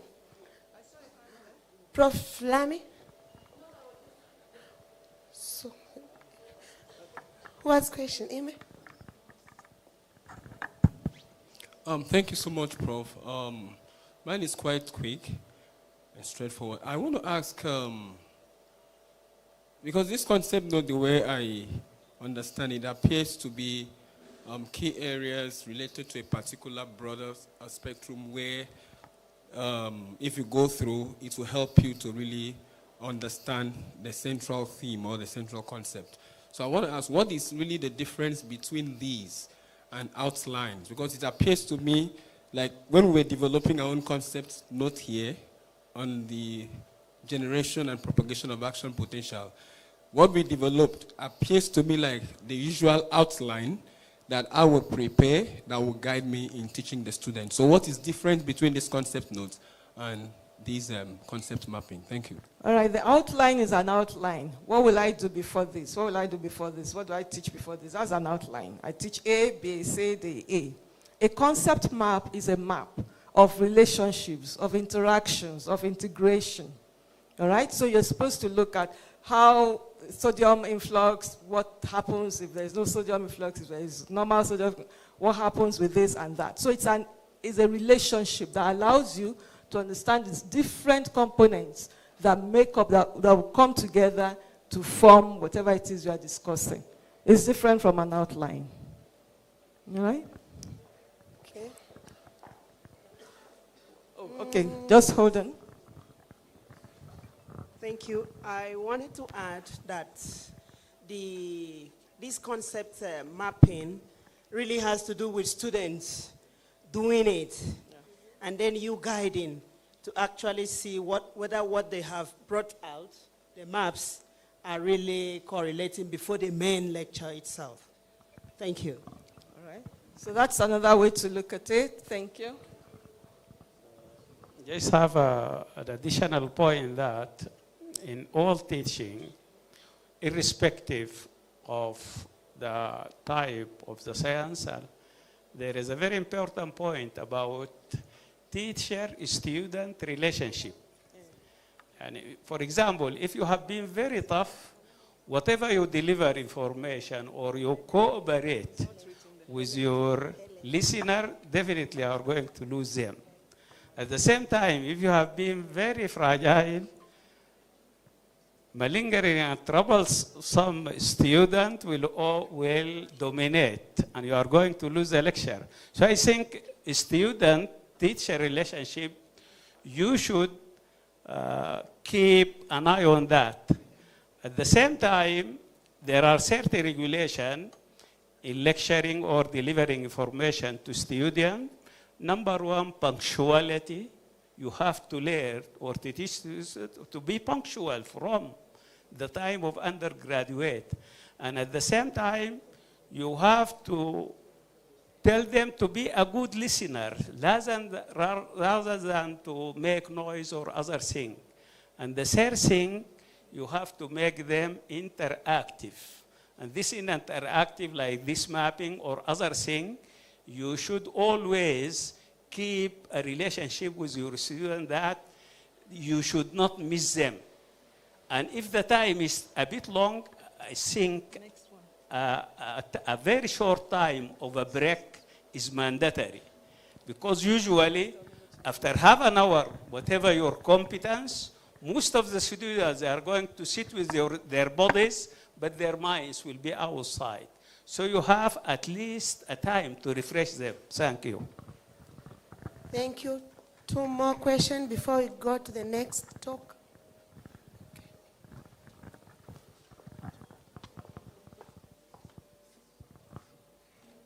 Hello everyone, my name is Philip from Kenyatta University. As one of our lecturers has said, that she mentioned that the concept mapping will be done before the actual lecture. My question is, wouldn't it make more sense to do this exercise after giving the lecture, because the students would, if you did it before, they will not have the great idea of what to write even in the concept maps. All right, so thank you very much. That's a very good question. What we do is we are an active learning center where I work. So you've already given the students information before the class. We give them videos, we give them our lectures, we give them slides, everything that will guide them. Okay, so they already have the material to work with. They know what pages to read in their Ganong or whatever textbook. They've prepared. So our students don't come to class and hear about whatever topic the first time from us that day. Okay? So when they get to class, we have a series of active learning activities, and this could be one of them. So it's like you've already had the lectures, and then now you are using the information that you've had to perform these activities. All right? So we flip our lectures most of the time. So I do agree with you. If students don't have information before you have them do things like this, it would likely be a waste of time. So typically, it's in class that we do this, not before class. But our students already have the information that they're required to know about whatever topic we're teaching them. So when they do these kind of activities, we notice misconceptions, lapses, gaps, then that's when we then come in again and refacilitate the learning in that areas that we feel that they are still missing the information. Yes? Thank you, Prof. I hope everyone has enjoyed this, and we are going to change the way we teach to make it very interesting. Let's give a round of applause to Prof. Yeah. So the next part of the same session will be taken by Dr. Helen. Welcome. Good afternoon again. Good afternoon. Good Why are you afternoon. refusing with greetings? Greetings are something you're denying somebody. Should I say it in Kiswahili? Salamu ni kitu mnanyima watu. Eh? Good afternoon. Good afternoon. As you have seen me, I like life. I don't like lack of life. So I'm between you and lunch. So I want to do something that you're going to be active. Yes? Yeah. So, and it won't take very long, so I'll need you to be sharp, like the way you are. I know you are. So I want you to imagine a scenario. As Prof has said, you've woken up, you're psyched up, I'm going to do active learning. You give the students pre-work. You've done this, yes? And then you come to class, what do they say? Oh, I've not read, I had to work. You know, I'm coming for weekend classes like the nursing home upgrading. I've not had time, I had exams. So they are not doing. So it kind of frustrates you. Another scenario is there's this concept you want to teach, and you're like, this is a hard concept, you know? I don't see if my students will be able to understand it. Maybe I need to teach them, you know? I need to tell them how it is done. But I want to prove to you today that you can teach anything through active learning and through a method called the Jigsaw puzzle. Do you know a jigsaw? Do you know what is a jigsaw? It's like you don't want to talk to me. Yes or no? No. You've never heard about it. But you know a puzzle, yes? There are separate parts that you can put together. So that's what we are going to do. The jigsaw puzzle was developed in Texas. I don't know there. But apparently the person who developed it realized the students don't trust each other. And we know we are training health practitioners. We want them to trust each other. We want them to learn to work as a team and things like that. So whatever topic you teach, you divide it into parts, you make a puzzle, and then the students make the puzzle together. So since you're in Kigali, and I know you know physiology very well, and Kigali is well planned, yes? So I thought let's do a topic that we all don't know about. We all don't know about. And then we can actually see the jigsaw puzzle works well. So can we learn about urban planning? Yeah, we can learn about urban planning. So we are in two groups. So I'll have group 1A, 1B, 2A, 2B. So that's my puzzle. The puzzle has 4 parts. Okay? So group 1A, is that one in the corner? Can you see you guys stand up? Stand up, group 1A. So this is where we are going. That's group 1A. This group for Prof, group 1B, opposite corners of the house. Okay? Group 2A, here. Group 2B, here. Okay? Group 3A, group 3B. Are you getting your groups? Group 4 and group 4. We're having a diagonal. Okay? So we are doing step 1 right now. Just take 2 minutes. In your group, can you assign a chairperson and a secretary? Just take 2 minutes in your groups, please. Yeah, but you're separate. Group 3A, you're alone. So as a group here, you assign a president and a secretary. Each group, a president and a secretary.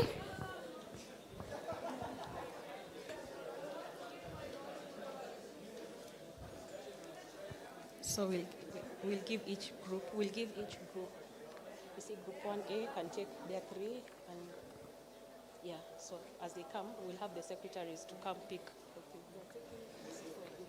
Yeah, yeah.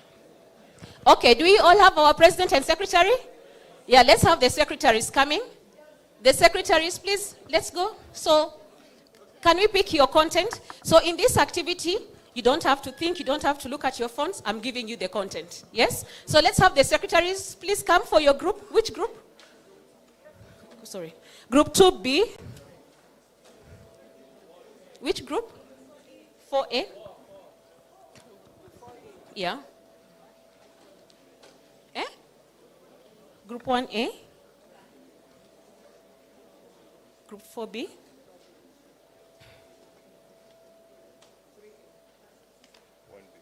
1B. 1B, okay. So I've given you three copies of an activity on urban planning, depending on whether you're group A or B.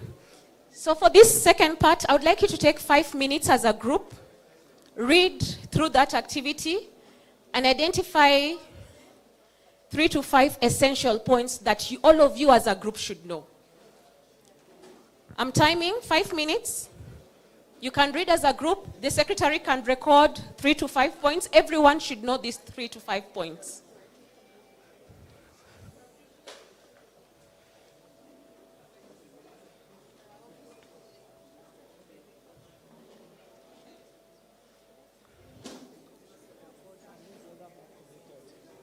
Yeah, but they have because they have to walk around.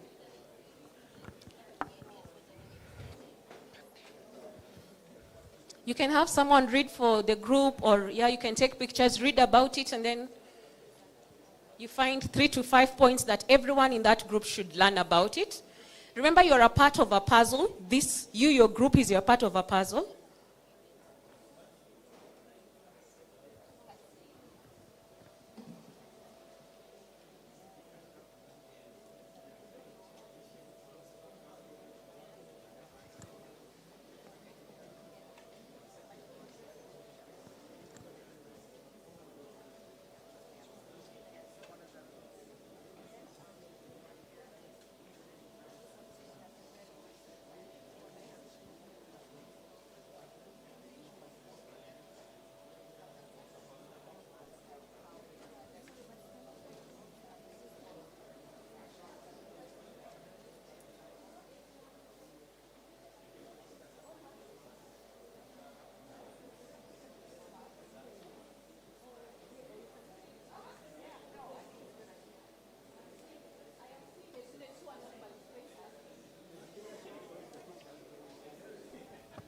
Please, everyone should read, not only the 3 who get the copy.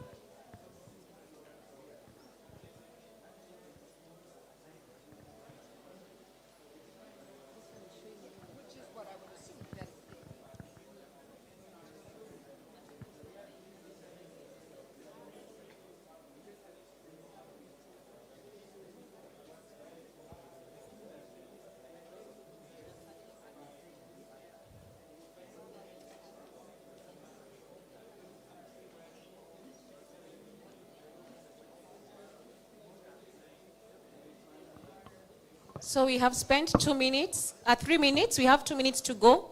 I would suggest now you move to the discussion where you agree as a group which are the major points that every member of that group must know. Identify the 3 to 5 points that every member of that group must know. We have 2 minutes to do that. The secretary can record them. Every member of that group must know those 3 points, 3 to 5 points.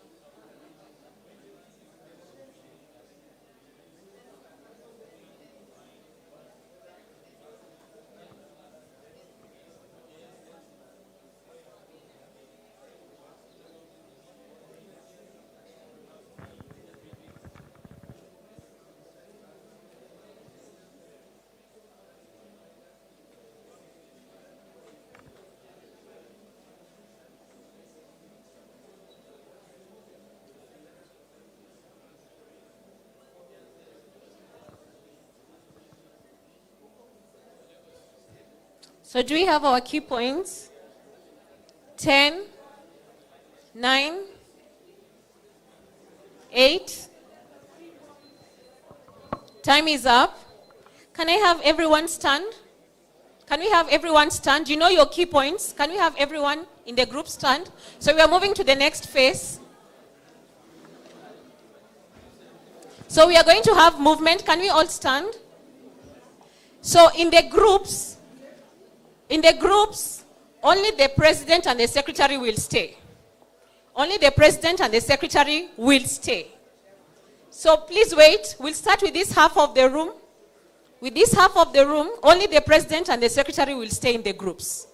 The rest of the groups, we are going to rotate in a clockwise manner. So everyone in this group will move here. Everyone in this group will move there. Everyone in that group will move there, and those ones will come here. We'll only leave the president and the secretary in that group. Can we move? Can we move this group? The other side, don't move. Let's have this group move. Here. You're moving just to your right. We are moving in a clockwise. Only leave the president and the secretary there. Please, let's move so that we don't delay for lunch. Go that side. You go this side. Go backwards. This group, go there. Wait. This half of the room, don't move. Please. This half of the room, don't move. Only this half is moving. So, this group was moving there, behind. Group, this was moving there. You're only leaving the president and the secretary. The president and the secretary should not move. For each group, the president or the secretary should not move. This group, everyone move here. Please, let's move faster. I'm not seeing members of that group coming here. You come in front. Yes. Yeah, you follow your group. So please, can you move to your group so you create space? Here we're only leaving the president and the secretary. Where do we have the president of the secretary? Excuse me, the president and the secretary of the groups were not moving. You are staying where you are. The president and the secretary are not moving. Who is the president of this group? You're here and your secretary. Okay, so in this other group, can we do the reverse? They did clockwise, can we do the reverse? So you go behind. This group goes behind. That group like this group, and then this group will come here. President and secretary stays. President and secretary stays. Group for Dr. Ruth, you'll come in front. Come here. Apart from the president and the secretary who will stay. This group, you're moving here. So let's settle down. Let's move. Please, you guys move and sit down and settle so that we can move to the next phase.